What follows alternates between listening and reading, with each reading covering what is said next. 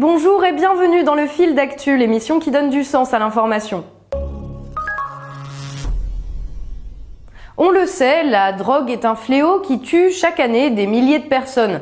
En France, la consommation de cannabis, une des plus élevées d'Europe, reflète le désarroi d'une population de plus en plus stressée. Des substances plus dangereuses, comme le crack ou encore l'héroïne, font des ravages dans les milieux les moins favorisés.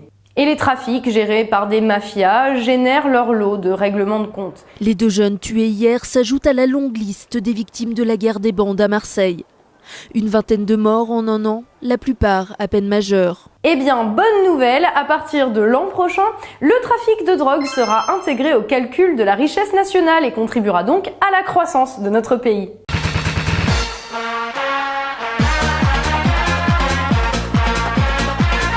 Vous avez bien entendu, le trafic de drogue sera considéré comme une richesse. Et non, nous n'avons pas pris de drogue avant de réaliser cette émission. Cette décision a été annoncée le 30 janvier dernier par l'INSEE, le très sérieux Institut national de la statistique et des études économiques, qui mesure chaque trimestre la croissance de notre pays. Et donc, pour des raisons d'harmonisation des calculs en Europe, Eurostat demande depuis 2013 à tous les pays européens d'intégrer le trafic de drogue dans les comptes publics. Car quand politiques et experts nous parlent de croissance, ce saint graal qu'il faudrait à tout prix atteindre, de quoi est-il question ? Tout simplement de l'évolution du produit intérieur brut, le fameux PIB, mesurant la richesse produite par l'ensemble des agents économiques au sein d'un pays et supposé représenter la richesse de ce pays.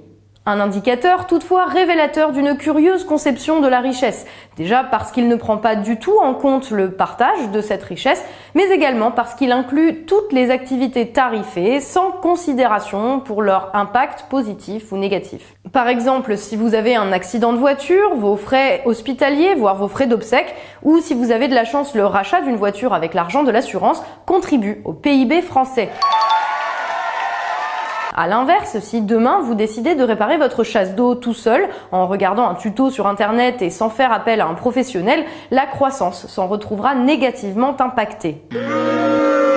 Jusqu'à maintenant, si votre enfant faisait une overdose, ses frais de prise en charge étaient intégrés au calcul de la croissance. Mais dès l'an prochain, la valeur marchande de la drogue incriminée sera également prise en compte.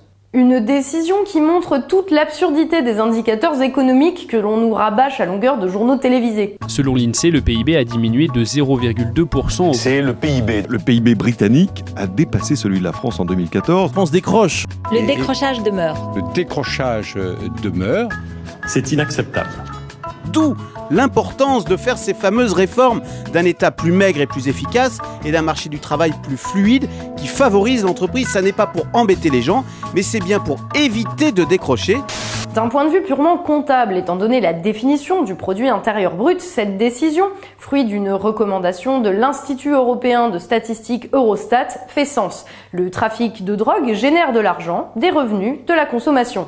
Mais comment, à partir du moment où quelque chose d'aussi négatif est défini comme une richesse, prendre encore au sérieux un indicateur que l'on nous sert perpétuellement comme représentatif de la bonne santé de notre pays ? C'est un secteur qui ça crée de l'activité, indubitablement. Une manœuvre pléthorique que nous avons croisée sur chacun de nos tournages, de jour comme de nuit.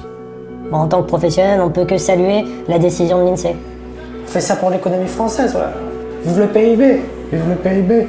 Comment considérer la croissance comme bonne en toutes circonstances quand elle inclut à son calcul la vente d'armes, de drogue ou de cercueils, mais ne prend pas en compte des richesses inquantifiables comme notre niveau d'éducation, de santé ou encore de bien-être ? Le PIB ne dit rien des inégalités par construction.